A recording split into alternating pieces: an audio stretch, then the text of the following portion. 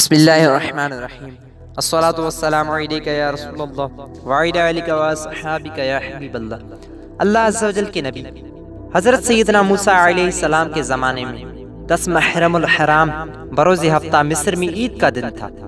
लोग खूब बन सवर कर एक बड़े मैदान में लगे मेले में शिरकत के लिए जा रहे थे।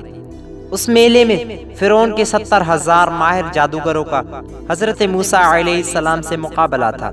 वक्त मुकर्रर पर ये तमाम जादूगर 300 ऊंट पर मुख्तलिफ रस्सियां और लकड़ियां लाद कर मैदान में आ गए, जबकि हजरत मूसा अलैहिस्सलाम हाथ में जन्नती लाठी लिए मौजूद थे।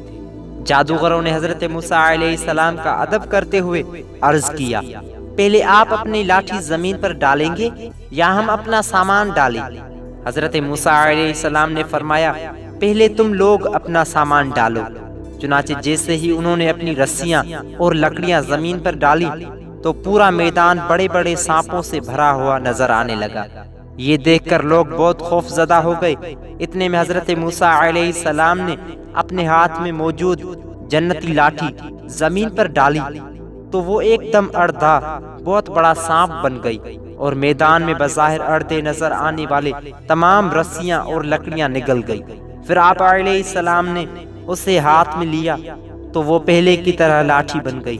जादूगरों ने जब ये मामला देखा तो वो सब हजरत मूसा अलैहिस्सलाम पर ईमान ले आए। जन्नती लाठी का तारुफ।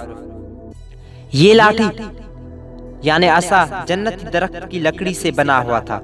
इसे हजरत आदम अलैहिस्सलाम जन्नत से लाए थे और मुख्तलिफ नबियों से होता हुआ हजरत मूसा अलैहिस्सलाम तक पहुंचा था। इसका नाम उलीक या नबआ था। जन्नती लाठी की चंद खुसूसियात। ये लाठी यानी असा 10 गज लंबा था।